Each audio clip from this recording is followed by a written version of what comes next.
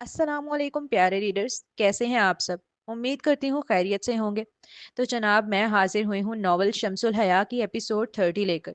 Video शुरू करने से पहले मेरी आप सबसे रिक्वेस्ट है कि चैनल को ज़रूर सब्सक्राइब कर दें और बेल आइकन भी प्रेस कर दें। तो चलते हैं किस्त की जानिब। पता है, ये रोज़ क्लिनिक जाने लगा था। इसके बाबा को लगा ये डॉक्टर बनने में इंटरेस्टेड है, लेकिन कुछ दिनों बाद ये मायूस होकर घर में बैठ गया। पूछा क्यों नहीं जा रहे, तो बताने लगा कि वो लड़की आती ही नहीं। तो इसके बाबा ने पूछा कौन सी लड़की। इसने कहा नाम नहीं पता, लेकिन एक मोटी और क्यूट सी लड़की है। हम सब बड़ा हंसे। छोटा सा तो था ये, ज्यादा बड़ा थोड़ा थोड़ी था। 14 साल का सिर्फ। तुम एक दिन फिर आई क्लिनिक में और ये इत्तेफाक से उस दिन खाना देने गया था। बड़ा खुश हुआ घर आकर। सबको बताने लगा वो आई थी, वो आई थी। और फिर इसने तुम्हारे भाई को भी देख लिया था, मतलब मौजम को। उस दिन के बाद से इसने मौजम से दोस्ती बढ़ाई। और अभी सुमेरा बेगम बता ही रही थी बरीरा को कि पीछे से डाइनिंग टेबल के एरिया से ताबिश की आवाज आई। मॉम बस करें। उसे समझ नहीं आ रहा था वो कहाँ जाके अपना मुंह छुपाए। उसकी वालदा को क्या जरूरत पड़ी है बरीरा को उसके बारे में राज, उसके सारे राज बताने की। वो बेचारा शर्म से पूरा पूरा लाल हो रहा था। क्या बस करें, बताने दो। बरीरा ने फौरन ही पलट कर उसे आंखें दिखाकर चुप कराया। हाँ अम्मी बताएं। साथ ही अपनी सास से बड़े इश्तियाक से दोबारा पूछने लगी। उसे बड़ा मजा आ रहा था सुनने में। फिर एक दिन आया और कहने लगा, पापा मुझे वो लड़की बहुत पसंद है, मेरी उससे शादी करा दें। ये बात सुनते ही बरीरा कभी हैरत से मुंह खोले पीछे पलटकर अपने शौहर को देखती, तो कभी अपने सामने बैठे सास ससुर को। उसने पहली बार जब बरीरा को देखा था तो वो सिर्फ 14 साल का था, और उसने चंद माह बाद ही बरीरा से शादी की फरमाइश जाहिर कर दी थी अपने वालिद के सामने। फिर पूरे 10 साल पुरानी मोहब्बत है वो इस लड़के की। ये सुनकर ही उसके दिल को कुछ हो रहा था, जैसे पेट में तितलियां उड़ रही हों। कोहनी कुशन पर जमाकर हाथ अपनी थोड़ी के नीचे जमाते उसने बड़े तजस्सुस से पूछा। फिर इसके पापा ने कहा कि मैं शादी करा दूंगा, पर पहले डॉक्टर बनना पड़ेगा। कहने लगा है ठीक है डन, मैं बन जाऊंगा। हम सब हंसने लगे। जब सुमेरा बेगम ये सारी बातें बता रही थी तो उनकी आंखें चमक रही थी, खुशी की चमक। और सिर्फ उन्हीं के क्यों, ताबिश के वालिद, उसकी छोटी बहन, सबके चेहरे दमक रहे थे। वो सब मुस्कुराए चले जा रहे थे।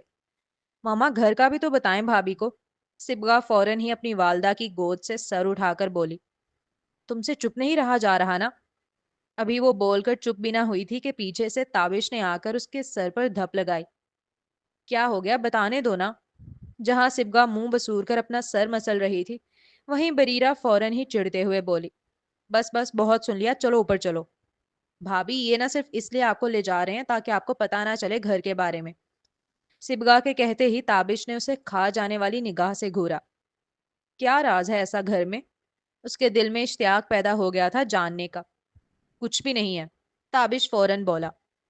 हाँ आम सी बात है ना, डिफेंस से निकलकर नाजमाबाद के घर में शिफ्ट होना, सिर्फ एक लड़की को हर वक्त देखने के चक्कर में। और बस सिबगा का लापरवाही वाले अंदाज मगर शरारती आंखों के साथ बोलना था कि ताबिश ने फौरन ही सोफे से कुशन उठाकर उसके मुंह पर मारा। वो दूसरा कुशन भी उठाने लगा, मगर उसने जो फुर्ती से अमल किया था उसकी वजह से उसे अपने चेस्ट में दर्द होता महसूस हुआ। और लम्हा भर में उसे याद आया कि वो बीमार है। वरना इतनी देर से जो माहौल बना हुआ था उसके घर का, और सब हंसी मजाक कर रहे थे, उसके सबब वो भूल बैठा था कि वो बीमार है। बाकी सब तो हंस रहे थे, लेकिन उसे शदीद दर्द महसूस होने लगा, जिसकी वजह से वो 2-3 लम्हों के लिए ठहर गया। वो नहीं चाहता था कि बाकी सब परेशान हो जाएं। कितने दिनों बाद तो वो अपने प्यारों के चेहरों पर हंसी देख रहा था, इसलिए अपने दर्द को चेहरे पर ना आने दिया और मसनूई मुस्कान चेहरे पर सजाए वो बरीरा के बराबर में बैठ गया। यहाँ क्यों बैठ गए, चलो ऊपर चलो, बाकी किस्से अम्मी से बाद में सुन लूंगी। माना उसने लबों से कुछ नहीं कहा, बल्कि अपनी तकलीफ को छुपाकर वो खामोशी से बैठ गया था। लेकिन बरीरा ने वो जो 2 लम्हों के लिए वो ठहरा था ना, उसे भी महसूस किया और फौरन ही खड़ी हो गई। ताबिश को आहिस्तगी से उठाकर अपने साथ कमरे में ले गई थी वो। दर्द ज्यादा हो रहा है। कमरे में आते ही उसने सबसे पहला सवाल यही किया था। नहीं, मुकाबिल ने साफ इनकार किया और मुस्कुराते हुए बेड पर लेट गया। वो भी दरवाजा लॉक करके बालों को कैचर से आजाद कर उसके बराबर में आकर लेटी। अच्छी बात है, अल्लाह करे मेरा शौहर जल्दी से ठीक हो, इससे सारी तकलीफ दूर हो जाए। ये नहीं कहा कि तुम झूठ बोल रहे हो, बस दुआ दी। دعا بھی کچھ اس انداز میں کہ خود کو اس کی جانب منسوب کر دیا. جو 14 سال کی عمر سے خواہش ہے، وہ کیسے نہ مسکراتا، وہ کیسے اس کی ادا پر صدقے واری نہ جاتا. اس کی پیشانی کو نرمی سے چومتا اسے اپنی باہوں میں جکڑ چکا تھا. وہ اس کے سینے پر سر رکھ کر پرسکونی سے آنکھیں مون چکی تھی. ہاں، پورے جسم میں درد ہو رہا تھا، لیکن اس قیامت خاص کی قربت، اس کی گرم سانسیں، اس کی محبت کے سبب اس میں میٹھی میٹھی خوشی شامل تھی. اب رات کا کون سا پہر تھا نہیں معلوم. دونوں ابھی سو رہے تھے. تابش تو ویسے بھی دوائیوں کے زیر اثر ہوتا تھا تو بہت گہری نیند سوتا. اسی نیند میں اس نے اپنا رخ دوسری جانب موڑ لیا، اور اب اس کی کمر تھی بریرہ کی جانب. کچھ ہی دیر گزری کہ بریرہ کی آنکھ کھلی. جب اس نے دیکھا کہ تابش کا چہرہ دوسری جانب ہے، اس کی جانب تو کمر ہے، تو فوراً ہی اس کے اوپر سے کودتی ہوئی نیند میں ہی اس کے چہرے والی سمت آئی اور وہاں آ کر اب اس کے سینے سے دوبارہ سر لگایا. پھر اپنے پاؤں بالکل کیئرلیس انداز میں اس کے وجود پر رکھ لیے اور دوبارہ سو گئی. وہ نیند میں بھی اتنی فکر مند ہو کر سوتی تھی کہ اگر تابش کو ایک کھانسی بھی آئے تو پہلے اسے پتا چلے. اب چلتے ہیں اگلے سین کی جانب. آپ کب تک گیسٹ روم میں سوتی رہیں گی؟ میں آپ کے لیے روزانہ بیڈ چھوڑتا ہوں، مگر آپ کمرے میں آتی ہی نہیں. ویسے تو وہ شوٹ پر جانے سے پہلے خود ناشتہ بنا لیا کرتا تھا، لیکن اب طیبہ اس کا بہت خیال رکھ رہی تھی. جیسے ایک بیوی صبح ہی صبح اٹھ کر اپنے شوہر کو ناشتہ دیتی ہے، بالکل وہ اسی طرح اپنی فکر سے صبح ہی اٹھ جاتی اور اس کے لیے ناشتہ تیار کرتی. اسے ناشتہ کرانے کے بعد ہی گھر سے نکالتی اور پھر خود دوبارہ جا کر سو جاتی.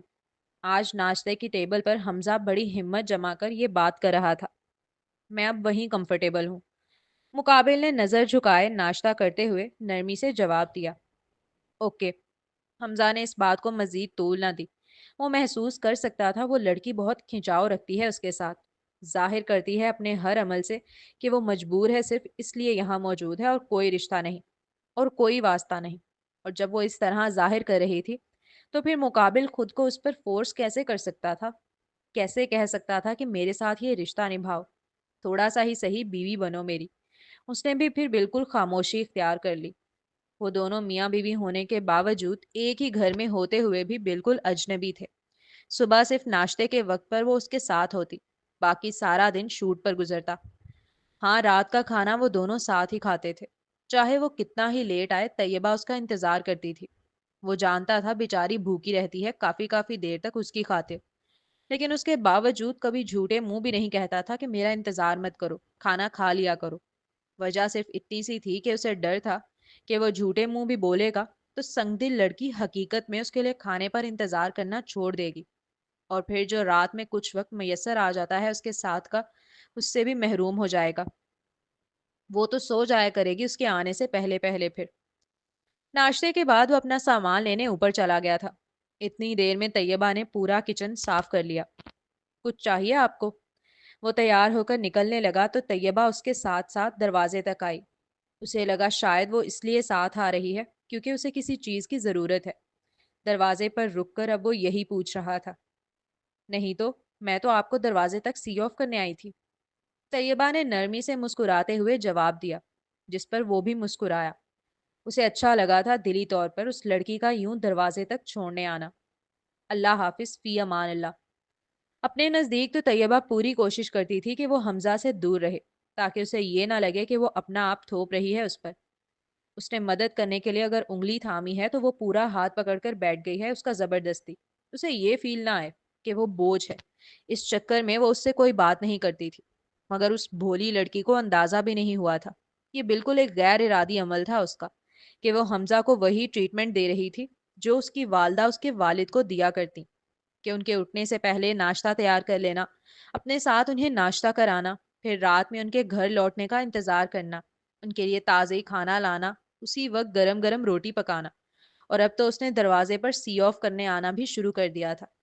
وہ محسوس بھی نہیں کر رہی تھی کہ وہ حمزہ کو آہستہ آہستہ اپنی عادت ڈال رہی ہے. اوکے، اپنا بہت خیال رکھنا. اللہ حافظ، فی امان اللہ. چہرے پر بڑی سی مسکان سجائے وہ اسے اللہ کی امان میں دیتا گھر سے نکل گیا تھا، وہ بھی بڑا خوش خوش. اب چلتے ہیں اگلے سین کی جانب. یہ بٹن آپ نے لگایا ہے میرے کوٹ کا؟ ڈارک میرون کلر کا کوٹ ہاتھ میں لیے وہ نیچے آ کر صوفے پر بیٹھی طیبہ کو دیکھ استفسار کرنے لگا. جی. اس نے ہاتھ میں پکڑی میگزین چہرے پر سے ہٹا کر ایک نظر کوٹ کی جانب دیکھا جو وہ اسے دکھا رہا تھا، اور پھر لاپرواہی سے اس بات میں سر ہلا کر اقرار کرتی واپس میگزین پر نگاہ مرکوز کر گئی۔ کیا؟ وہ تو لاپرواہی بنی ہوئی تھی، مگر وہ مقابل کی آنکھوں کی تپش تھی جس نے اسے واپس اپنی جانب متوجہ کیا تھا، وہ بھی بغیر کچھ بولے۔ ایک ابروج کا کر وہ انجان لہجے میں استفسار کرنے لگی۔ کچھ نہیں۔ کیا بتاتا کہ اچھا لگتا ہے جب تم میرے چھوٹے چھوٹے کام بھی بغیر بولے کر دیتی ہو، جس پر میری خود بھی توجہ نہیں ہوتی۔ اسے سمجھ نہیں آتی اس لڑکی کی، ایک طرف تو اتنی سنگ دل اور پتھر کی مورت بنی رہتی ہے کہ جیسے جانتی بھی نہ ہو اسے، ایک گھر میں رہنے کے باوجود کوئی بات نہیں، کوئی فرمائش نہیں، کوئی خواہش کا اظہار نہیں، کوئی ہنسی مذاق نہیں، مگر وہیں دوسری جانب اپنے چھوٹے چھوٹے عمل سے ظاہر کرتی ہے کہ کتنی فکر کرتی ہے اس کی۔ ضرورت نہیں ہے اسے مقابل کے کمرے کی صفائی کرنے کی، لیکن پھر بھی وہ کرتی ہے۔ روز جھاڑو لگاتی ہے، میز پر رکھی گرد جھاڑتی ہے، تکیے سیدھے کرتی ہے۔ ضرورت نہیں ہے اسے اس کے کپڑے لانڈری میں ڈالنے کی، مگر وہ کرتی ہے۔ ضرورت نہیں ہے لانڈری سے آئے کپڑوں کو دوبارہ الماری میں سجا کر رکھنے کی، لیکن وہ رکھتی ہے، رنگوں کے حساب سے، ترتیب سے، نرمی سے، حتیٰ کہ ہر قمیض کے بٹن بند کرتے ہوئے۔ حمزہ نرمی سے سر جھٹک کر کہتا، وہاں سے چل دیا۔ ایک دو لمحوں کے لیے طیبہ نے محسوس کیا کہ حمزہ کی آنکھیں بہت کچھ کہہ رہی تھیں اس سے، لیکن پھر اس نے اپنا وہم گمان کیا کہ یہ کہاں ممکن کہ اتنا بڑا سپر سٹار، اتنا خوبصورت لڑکا اس جیسی گندی لڑکی کے لیے کوئی فیلنگز رکھے۔ وہ صرف مدد کر رہا ہے، احسان کر رہا ہے، طرز کھا رہا ہے۔ اسے زیادہ سوچنا نہیں چاہیے اس متعلق، ورنہ وہ خود کو خوش گمان کر لے گی اور بعد میں اپنی ان خوش گمانیوں پر بھی تکلیف اٹھائے گی۔ یہی سوچتے ہوئے اس نے واپس اپنی توجہ میگزین کی جانب مرکوز کی۔ اب اگلا سین۔ وہ بار بار اپنا سیل چیک کر رہی تھی، یہاں تک کہ نیند سے اٹھ کر بھی۔ اس کا سر اب ہر وقت بھاری رہنے لگا تھا۔ اسے تو بڑا مان تھا کہ وہ ناراض ہوگی تو پیچھے پیچھے چلا آئے گا۔ آج تک وہ ناراض نہیں ہوئی نا، اسے اہمیت دیتی ہے، ہر بات میں اسے پوچھتی ہے، اس لیے اب پہلے جیسی ویلیو نہیں دے رہا اسے۔ مگر اب جب وہ ناراض ہوگی نا اور بات کرنا چھوڑ دے گی تو پتا چلے گا اسے، پھر خود ہی پاگلوں کی طرح پیچھے آئے گا منانے کے لیے۔ پھر اسے احساس ہوگا وہ کیا کھو رہا ہے، پھر پچھتائے گا بیٹھ کر۔ لیکن اس کی ساری خوشگمانی، اس کا سارا مان دھرا کا دھرا رہ گیا جب 15 دن گزر جانے کے بعد بھی کوئی کال، کوئی میسج موصول نہیں ہوا مہروز کی جانب سے۔ مہروز تو کیا ہی پاگل ہوا، الٹا وہ ہو رہی تھی کہ ناک لگا کر بیٹھ گئی، غصہ کر بیٹھ گئی، خفگی اختیار کر کے بیٹھ گئی، اور دوسری جانب سے منانے کی ذرا برابر کوئی کوشش نہیں۔ کوشش کرنا تو کجا، وہ بندہ تو حال چال تک نہیں پوچھ رہا، سلام تک نہیں کر رہا، جیسے اسے یاد بھی نہ ہو کہ اس کی کوئی بیوی ہے۔ اس سے اب مزید برداشت نہیں ہو رہا تھا۔ اس نے ٹھان لی تھی کہ وہ مہروز سے فیس ٹو فیس بات کرے گی، پوچھے گی آخر مسئلہ کیا ہے اس کے ساتھ، کیوں ایسا بیہیو کر رہا ہے۔ اب چلتے ہیں اگلے سین کی جانب۔ وہ نیند میں تھا جب اس کا سیل رنگ ہونے لگا۔ وہ رنگ ٹیون اسے اپنے کانوں میں چبھتی محسوس ہوئی، اس لیے اس نے دوسری جانب کروٹ لے لی، لیکن کال مسلسل آ رہی تھی جو اسے گہری نیند میں ڈسٹرب کرتی معلوم ہوئی۔ گہری نیند کے سبب اس نے بغیر دیکھے کہ کال کس کی ہے ڈسکنیکٹ کر دی۔ صرف کچھ ہی وقت گزرا تھا کہ اس کا دروازہ زور زور سے بجنے لگا۔ کیا قامت آ گئی ہے ماموں، کیوں دروازہ بجا رہے ہیں اتنی زور سے؟ نہ چاہتے ہوئے بھی زبردستی آنکھیں کھول کر وہ کمرے کا دروازہ کھولنے آیا، اور پھر نہایت چڑھتے ہوئے اپنے ماموں سے پوچھنے لگا، کب سے تمہاری موم فون کر رہی ہیں، اٹھا کیوں نہیں رہے ہو؟ تمہیں کچھ خبر بھی ہے کتنی بڑی قیامت برپا ہو گئی ہے ہم پر؟ رومان کے ماموں ارمان، جو دکھنے میں صرف اس سے 4 5 سال بڑے معلوم ہو رہے تھے، بڑے پینک حالت میں گویا ہوئے۔ کیا ہوا ہے، خیریت؟ اس نے ابھی بھی کوئی خاص توجہ نہیں دی تھی۔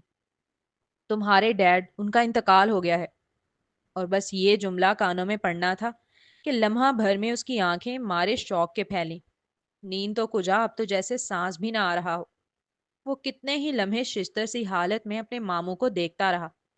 وہ اپنے والدین سے بڑا ناراض رہا کرتا تھا، والد سے تو بہت کم ملتا، اور آخر کے کچھ سالوں میں تو اس کی بات چیت بھی بند تھی۔ وہ بھی اسے منانے کی کوشش نہیں کرتے تھے، حتیٰ کہ انہوں نے اپنے اکلوتے بیٹے کی منگنی میں بھی شرکت نہ کی۔ ہر وقت اپنے بزنس میں لگے رہتے بس۔ لیکن اس کے باوجود وہ بڑی محبت کرتا تھا ان سے، اور اس بات کا احساس اسے آج ہو رہا تھا جب اپنے والد کی اچانک موت کی خبر سنی۔ وہ لمحہ ایسا تھا جیسے کسی نے اس کے پاؤں تلے سے زمین ہی کھینچ لی ہو، جیسے سر پر سایہ دینے والی چھت اچانک گر کر بکھر گئی ہو، جیسے برسوں کی شفقت، بے لوث چاہت اور خاموش محبت پل بھر میں اس کی زندگی سے چھن گئی ہو۔ ایسا لگ رہا تھا جیسے اس کے وجود کا کوئی حصہ اچانک کٹ کر گر گیا ہو، جیسے سانس تو چل رہی ہو مگر زندگی رک گئی ہو۔ آنکھوں کے سامنے سب کچھ ویسا ہی تھا، بس ایک چہرہ، ایک وجود، ایک احساس اب وہاں نہیں تھا۔ وہ کھڑا تھا، مگر جیسے خود اپنے وجود کا سہارا ڈھونڈ رہا ہو۔ دل کے اندر ایک خالی پن تھا، ایسا خالی پن جو شور کرتا ہے، اور وہ شور صرف وہی سن سکتا تھا۔ آپ آپ آپ مذاق کر رہے ہو نا؟ اپریل فول ہے کیا آج؟ ایسا مذاق مت کریں پلیز، میں مذاق میں بھی ڈیڈ کے بارے میں یہ نہیں سن سکتا۔ اس کی آنکھوں سے آنسو بہنے لگے تھے، لیکن اس کا دل ابھی بھی اس خبر کو ماننے کے لیے تیار نہ تھا۔ رومان صبر کرو، ماموں کی آواز دھیرے سے گونجی، جیسے دکھ میں ڈوبا کوئی قریبی رشتہ دار تسلی دے رہا ہو، مگر اس نرمی کے نیچے ایک عجیب سا کھچاؤ تھا، جیسے ہر لفظ سوچ سمجھ کر، ناپ تول کر بولا جا رہا ہو۔ اب وقت کم ہے بیٹا، خود کو سنبھالو۔ وہ اس کے کندھے کو مضبوطی سے تھامتے ہوئے بولے، رونا دھونا سب ٹھیک ہے مگر ایسے موقع پر ہوش کھونا نقصان دہ ہوتا ہے۔ اب سارا کاروبار، ساری جائیداد تمہارے ہاتھ میں آنے والی ہے، اگر تم نے ابھی قدم نہ اٹھایا تو دوسرے اٹھا لیں گے۔ ارمان رکا، پھر ذرا نرم مسکراہٹ کے ساتھ بولا، اپنی موم کو سنبھالنا تمہاری ذمہ داری ہے، مگر اصل ذمہ داری تمہارے والد کی محنت کی حفاظت ہے۔ اس نے لفظ محنت پر خاص زور دیا، جیسے وہ وراثت کا دوسرا نام ہو۔ میں فلائٹ بک کروا رہا ہوں۔ ارمان نے اپنے الٹے ہاتھ میں پکڑے موبائل کی اسکرین پر نظریں جماتے ہوئے اجلت سے کہا، بس اتنا یاد رکھنا رومان، تمہارے باپ کی جائیداد کے بہت سے وارث اٹھیں گے اب، لیکن تمہیں عقل مندی سے کام لینا ہے۔ نہ اس کے بھائی، نہ اس کی بہنیں، نہ اس کی پہلی بیوی، کوئی اس کی جائیداد کا وارث نہیں ہے سوائے تمہارے۔ وہ یہ کہہ کر چپ ہو گیا۔ کمرے میں ایک عجیب سی خاموشی پھیل گئی، ایسی خاموشی جو تعزیت کی نہیں، حساب کتاب کی تھی۔ اپنے ماموں کی بات سن وہ بے یقینی کے عالم میں ان کا چہرہ تکنے لگا۔ اس کا باپ مرا تھا اور وہ اس سے بزنس سنبھالنے کی باتیں کر رہے تھے۔ ایسا بھی کیا لالچ، ایسی بھی کیا دنیا داری، ایسی بھی کیا پیسوں سے محبت؟ رومان کی نظروں کی حیرت کو بالکل نظر انداز کر وہ فلائٹ بک کرانے میں مصروف ہو گئے تھے۔ اب اگلا سین۔ رومان، کتنی بار کہا ہے وقت پہ گھر آیا کرو، وقت پہ کھانا کھاؤ، تم سنتے کیوں نہیں ہو میری؟ رومان، میں نے کہا گیم بند کرو اور میرے پاس آ کر بیٹھو، کچھ وقت میرے ساتھ بھی گزار لیا کرو۔ میں بزنس ٹرپ پہ جا رہا ہوں، تمہارے لیے کچھ لانا ہے؟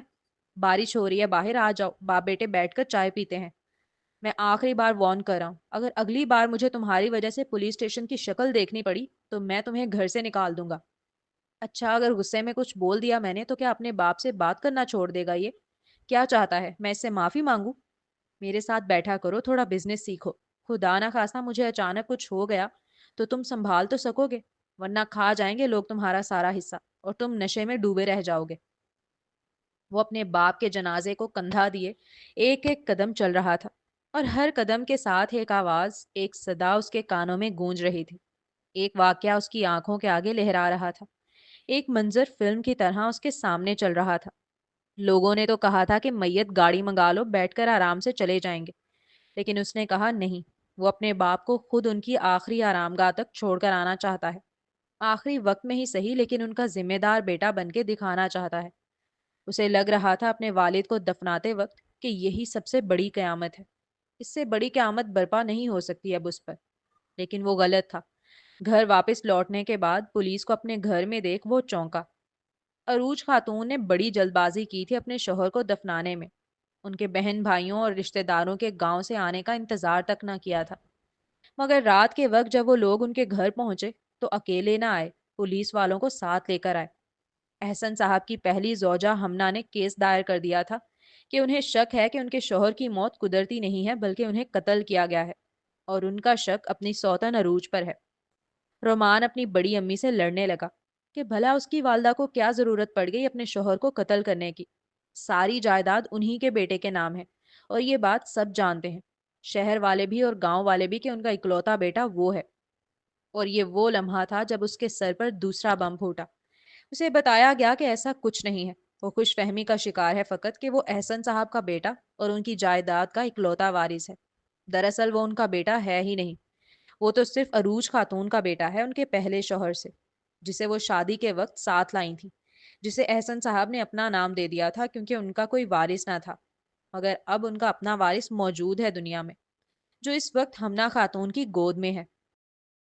رومان کے ذہن میں جیسے دھماکوں کی گونج پھیل گئی تھی۔ سوچنے سمجھنے کی صلاحیت ایک لمحے کو مفلوج ہو گئی۔ پہلے اپنی محبت کھو دینے کا غم، پھر اپنے والد کے اچانک انتقال کا صدمہ، اور اب اپنی ماں پر اپنے ہی باپ کے قتل کا الزام۔ یہ سب کچھ جیسے ایک ساتھ اس کے وجود پر آن پڑا تھا۔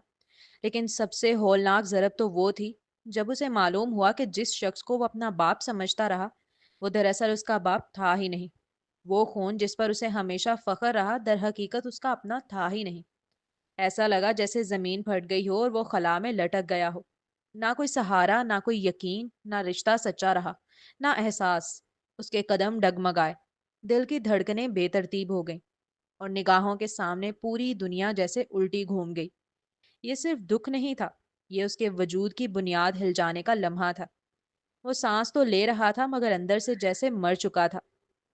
اس کے سامنے ہی اس کی ماں کو ہتکڑیاں لگا کر کسی مجرم کی طرح لے جانے لگے۔ رومان، مجھے بچا لو، میں نے کچھ نہیں کیا، یہ لوگ جھوٹ بول رہے ہیں، الزام لگا رہے ہیں مجھ پر۔ عروج خاتون چیخ چیخ کر اسے پکار رہی تھیں، ان لوگوں سے خود کو چھڑانے کی کوشش کر رہی تھیں۔ وہ بھی مسلسل احتجاج کر رہا تھا اپنی ماں کو بچانے کے لیے، لیکن بہت بے بس تھا وہ اس معاملے میں۔ وہ پولیس والے اس کے سامنے ہی اس کی ماں کو اپنی گاڑی میں بٹھا کر لے گئے تھے۔ وہ بے بسی کی مورت بنے کھڑا رہ گیا تھا۔ اپنا سامان لو اور نکلو یہاں سے، اپنے شوہر کے قاتل کے بیٹے کو نہیں رکھوں گی میں اپنے گھر میں۔ اپنی بڑی امی احسن صاحب کی پہلی بیوی ہمنا کو اس نے سختی سے کہتے سنا، جس کے پاس اپنے باپ کا نام تک نہ رہا، وہ گھر کا غم کیا کرے؟ غموں کا جو ہجوم یکدم اس پر آیا تھا، اسے سمجھ ہی نہیں آ رہا تھا پہلے کس پہ ماتم کرے، پہلے کس کے لیے روئے، یا پہلے کس کا صدمہ منائے۔ ارمان رومان کو کیا سنبھالتا؟ وہ تو پولیس کو دیکھتے ہی راہ فرار اختیار کر گیا تھا کہ کہیں اسے بھی پکڑ نہ لیا جائے۔ اب اگلا سین: کوئی بھی ضرورت ہو تو بلا جھجک بولنا، ہم دوست ہیں، یاد ہے نا؟ میں ہر مصیبت میں ساتھ کھڑا ہوں تمہارے۔ حمزہ نے جب نیوز چینلز پر رومان کے والد کے انتقال اور پھر اس کی والدہ کے جیل میں جانے کی خبر کے متعلق سنا تو اس سے رہا نہ گیا، اور اس نے سب سے پہلے رومان سے رابطہ کیا۔ شکریہ، کیا تم کچھ وقت کے لیے میرے پاس آ سکتے ہو؟ میں جانتا ہوں میں بہت سیلفش بیہیو کر رہا ہوں، تم کوئی فری آدمی تھوڑی ہو، کام ہے تمہارے پاس کرنے کے لیے بہت، لیکن مجھے اس وقت سپورٹ کی ضرورت ہے۔ ہر کوئی ایسا لگ رہا ہے میرے خلاف ہے، مجھے کوئی راستہ نظر نہیں آ رہا ہے ان سب سے نکلنے کا۔ ایسا لگ رہا ہے میرے ارد گرد گھیرا تنگ ہوتا جا رہا ہے، میں کسی بلیک ہول میں گر گیا ہوں۔ میں مر بھی نہیں سکتا کہ میری موم جیل میں ہے، اور وہ اپنے دن رات صرف اسی امید پر گزار رہی ہیں کہ میں انہیں وہاں سے نکال لوں گا۔ اگر مجھے کچھ ہو گیا تو ان کا کیا ہوگا؟ وہ بے قصور ہیں، میں جانتا ہوں وہ بے قصور ہیں۔ وہ چڑیل عورت ہمنا پھنسا رہی ہے میری موم کو، میرے چاچا اور پھپھو ہیں، سب ان کے ساتھ ملے ہوئے ہیں، سب مل کر پھنسا رہے ہیں ہمیں۔ حمزہ کو عادت تھی رومان کو بڑا ایٹیٹیوڈ میں سیلف کانفیڈنس کے ساتھ دیکھنے کی، مگر آج جب اسے یوں ٹوٹا اور بکھرا دیکھ رہا تھا تو شدید تکلیف محسوس کر رہا تھا وہ۔ اسے ترس آ رہا تھا رومان کی حالت پر، اور اسے کیا، کوئی بھی اگر اس لمحے اس لڑکے کی باتیں سن لیتا تو رونے لگتا، اس کا بھی کلیجہ پھٹتا۔ تم حوصلہ رکھو، مجھ سے جتنی جلدی ممکن ہے میں پاکستان آنے کی کوشش کرتا ہوں، پھر ساتھ دیکھیں گے سب کچھ۔ تم اکیلے نہیں ہو یار، ٹینشن مت لو۔ وہ رومان کو جتنا حوصلہ دے سکتا تھا فون پر وہ دے رہا تھا۔ تم پاکستان جا رہے ہو؟ طیبہ اس کی ساری باتیں سن چکی تھی۔ اس کے سامنے والے صوفے پر بیٹھتے ہوئے آنکھوں میں امید لیے تیزی سے استفسار کرنے لگی۔ ابھی تمہارے ڈاکیومنٹس بن کر آنے میں 10 دن باقی ہیں، میں چاہ کر بھی تمہیں اپنے ساتھ نہیں لے جا سکتا اس وقت، ٹرائی ٹو انڈرسٹینڈ۔ اس نے نہایت بے بسی سے کہا، جس پر طیبہ اس بات میں سر ہلانے لگی۔ اس کے نزدیک یقیناً حمزہ تو یہی چاہے گا کہ جتنی جلدی ممکن ہو سکے اس سے اپنی جان چھڑائے۔ تھک گیا ہوگا وہ بھی اس کی ذمہ داری اٹھاتے اٹھاتے، لیکن سارا مسئلہ ڈاکیومنٹس کا تھا۔ اب چلتے ہیں اگلے سین کی جانب۔ رومان کو میری ضرورت ہے، وہ دوست ہے میرا، مجھے کوئی اندازہ نہیں وہاں کتنے دن لگ جائیں، اس لیے یہ پیسے رکھ لو، باقی پیسے تجوری میں رکھے ہیں، یہ پاس ورڈ ہے، اس کے علاوہ بھی اگر ضرورت پڑتی ہے تو مجھے کال کر دینا، اوکے؟ وہ اس کے ہاتھ میں پیسے پکڑاتے ہوئے بڑی نرمی سے گویا ہوا۔ طیبہ ان پیسوں کو ہاتھ میں لے کر بڑی حیرت سے دیکھنے لگی، کبھی وہ ان پیسوں کو دیکھتی اور کبھی اس لڑکے کو۔ ابھی تو وہ پیسوں پر ہی حیران تھی کہ مقابل نے اسے اپنی تجوری کا پاسورڈ بتایا۔ चलो पैसे दे दिए तर्स खाकर कि क्या करेगी इसके पीछे बेचारी, समझ आता है। लेकिन पासवर्ड बताना, पासवर्ड कैसे बता सकता है कोई अपनी तिजोरी का एक अनजान लड़की को? कोई इतना भरोसा कैसे कर सकता है? वो भी हैरत के गोते ही खा रही थी कि मुकाबिल ने करीब आकर उसकी पेशानी पर अपने लब रखे। उसने छुआ तो बज़ाहिर पेशानी को था, लेकिन तैयबा को वो अपनी रूह छूता मालूम हुआ। उसका दिल जोर से धड़का। जिंदगी में पहली बार वो अपने दिल को किसी के लिए इस तरह धड़कता हुआ पा रही थी। उस लड़के का भरोसा करना तैयबा के दिल को लग गया था। फी अमानिल्लाह। हमजा ने जरा सा तैयबा से पीछे हटकर अब उसकी जानिब देख मुस्कुराते हुए कहा, अल्लाह की दी हुई अनगिनत नेमतों में से एक नेमत ये भी है कि वो आपको आपके कदरदानों में पहुंचा दे, कि जब तक बरीरा नाकदरों के बीच में थी उसने तकलीफ उठाई। यही तैयबा का हाल था कि जब तक वो नाकदरों में थी तकलीफ उठाती रही। अब दोनों ही अपने कदरदानों के दरमियान थी। दुनिया के एतबार से देखा जाए तो तैयबा पर कोई तकलीफ आनी ही नहीं चाहिए थी। वो तो बड़ी खूबसूरत थी, जिस्मानी एतबार से, रंगत के एतबार से, कद के एतबार से, अंग अंग से हुस्न झलकता था उसके। उसके बॉयफ्रेंड को उसकी खूबसूरती के सबब दीवाना वार उसके आगे बिछ जाना चाहिए था, ना कि उसे मारता पीटता और बेचता। मगर ये सब हुआ क्योंकि बात कदरदानी की होती है, खूबसूरती और बदसूरती की नहीं। कितनी ही खूबसूरतें जिंदा जला दी जाती हैं, मार दी जाती हैं, रोज शोहरों के हाथों जलील और रुस्वा होती हैं। और कितनी ही दुनिया की नज़र में खुश शक्ल ना होने के बावजूद अपने शोहर के दिलों पर और उनके घरों पर राज करती हैं। तो बात सिर्फ कदरदानी की है, बात सिर्फ किस्मत की है। इसलिए हुस्न का गरूर किस बात का, जब वो तुम्हारी कामयाबी और नाकामी में कोई किरदार अदा नहीं कर सकता। अगर तुम खूबसूरत हो तो अपने लिए हो, दूसरे को कमतर समझना बंद करो। क्योंकि याद रखो, सिर्फ खूबसूरती तुम्हारे पास है, दूसरे के दिल में कदरदानी डालने का हुनर नहीं। वो मेरे अल्लाह की शान है फ़कत, इसलिए डरो अल्लाह से। अब चलते हैं अगले सीन की जानिब। मुझे तुमसे बहुत ज़रूरी बात करनी है। बड़ी हिम्मत जमा की थी ज़ीनिया ने अपने ही शौहर से बात करने के लिए। हाँ बोलो। वो अपने रजिस्टर पूरे बेड पर फैलाए बैठा था, साथ साथ नोटबुक पर सारा हिसाब किताब लिखता जा रहा था। जब जीनिया बेड पर आकर बैठते हुए उसे देख आहिस्ता से गोया हुई। उसने आवाज में लचक महसूस की तो फौरन नजर उठाकर कहा, वो मुझे ना राफे की नजरें सही नहीं लगती। पहले मुझे लगता था मेरा वहम है, लेकिन आहिस्ता आहिस्ता वो जो हरकत करता है उससे महसूस होने लगा है कि उसकी इंटेंशन अच्छी नहीं है मेरे लिए। वो जब देखो बहाने बहाने से टच करता है। छत पर मैं अकेली हूं तो जरूर आ जाता है और पीछे आके चुपचाप खड़ा हो जाता है। ऐसा लगता है मौका तलाश करता है मुझे अकेले मिलने का। मैं अभी वो बोल ही रही थी जब मुकाबिल के चेहरे के रंग बदले। उसे तो जैसे अपने कानों पे भी यकीन नहीं आ रहा था कि उसकी बीवी उसके छोटे भाई के लिए इस तरह की बातें कर रही है। बहुत अनएक्सपेक्टेड बातें थी उसके लिए। वो शुरू से जॉइंट फैमिली में रहा है। उसने कभी किसी के मुंह से इस तरह की बात नहीं सुनी। हाँ, अभी कुछ दिन पहले अलिशबा वाला एक्सीडेंट हुआ था, लेकिन सबको पता है कि वो शादी के चक्कर में ये सब कर रही थी। उसके इल्जामात में कोई हकीकत नहीं थी। देखो ज़ेनिया, तुम्हें गलत फहमी हुई होगी। राफे ऐसा नहीं है, वो मेरा भाई है और वो जानता है तुम उसकी भाभी हो। और हम बहन भाइयों की तरबियत हमारी माँ ने बहुत अच्छी की है। हम बड़ों को एहतराम देने वाले और छोटों से प्यार करने वाले हैं। हो सकता है गलती से टच हो गया हो और तुम्हारे दिमाग में अलिशबा की बातें चल रही हो, इसलिए तुम्हें ऐसा ख्याल आ रहा हो, वरना ऐसा नहीं हो सकता। अभी जीनिया बोल ही रही थी कि मुकाबिल तेजी से उसकी बात काटते हुए गोया हुआ। तुम्हें लगता है मैं बच्ची हूँ? मुझे सामने वाले की इंटेंशन समझ नहीं आएगी? वो मुझे टच करता है, वो भी बहाने बहाने से। वो मेरा रास्ता रोकता है, वो मुझे घूरता रहता है बैठकर पीछे से। वो मेरा हाथ पकड़ लेता है और तुम्हें लगता है ये मेरी गलत फहमी है? जीनिया को लगा था जब वो अपने शौहर से ये बात डिस्कस करेगी तो वो बहुत संजीदा होकर इस मसले को सुनेगा। लेकिन वो तो बैठकर अपने भाई की बुराइयां बड़ाइयां बयान करने लग गया। जीनिया काफी वक्त से ये हरेसमेंट बर्दाश्त कर रही थी, इसलिए जब सामने से मौजम ने गलत फहमी का लफ्ज अदा किया तो वो बिफर उठी।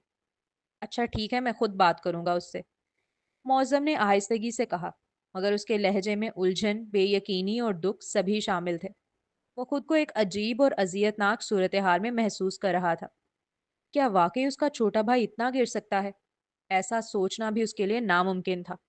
मगर फिर दिल के किसी कोने से एक आवाज उभरी कि आखिर उसकी बीवी को झूठ बोलकर क्या हासिल होगा? ना कोई फायदा, ना कोई सुकून। तो फिर झूठ क्यों?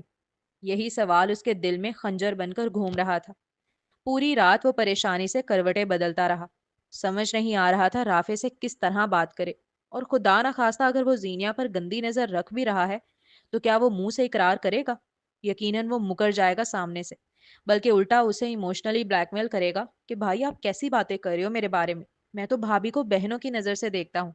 फिर घर में एक नया तमाशा बर्पा होगा जिसमें उसकी वालदा और बहनें राफे को बचाने के लिए उसकी बीवी से लड़ेंगी और सबके कानों में ये आवाज़ जाएगी।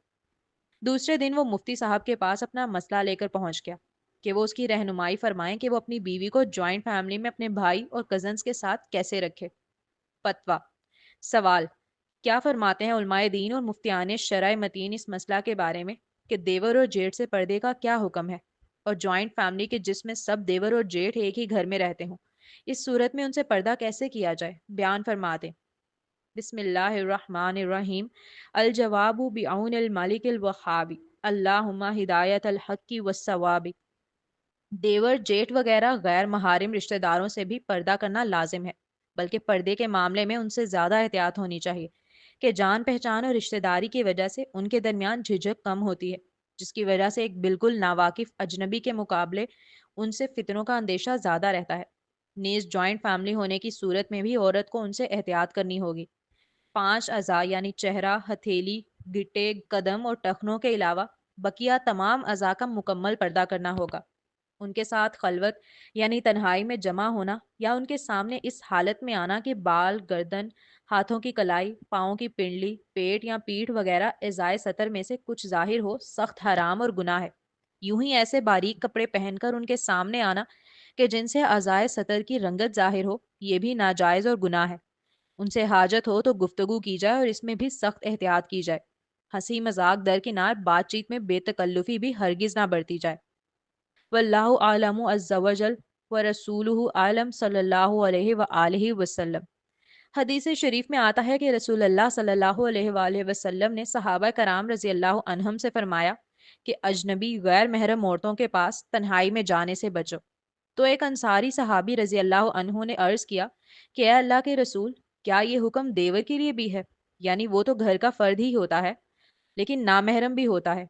तो रसूल अल्लाह सल्लल्लाहु अलैहि वसल्लम ने फरमाया, देवर तो मौत है, यानी देवर का अपनी भाभी के पास खलवत में जाना मौत की तरह खतरनाक और नुकसानदेह है।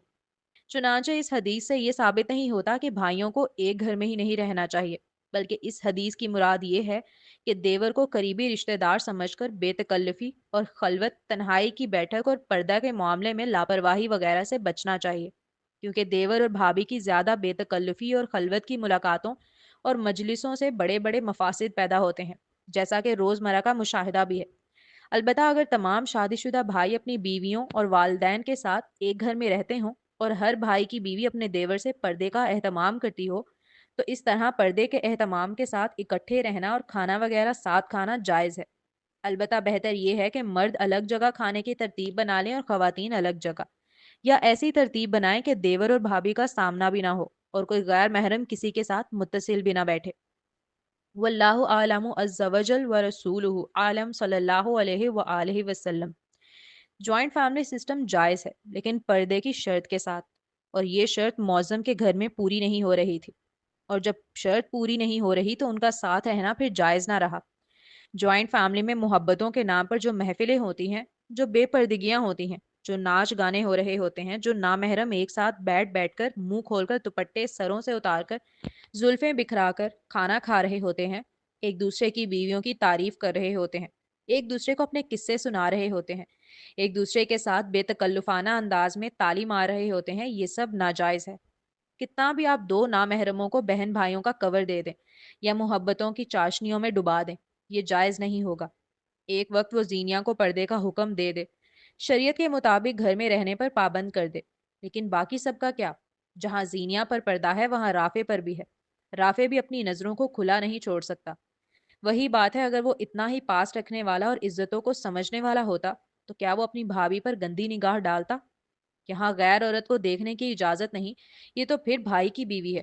भाई भी वो जो दिलो जान से चाहता है, उसकी इज्जत पे निगाह रख के बैठा है वो।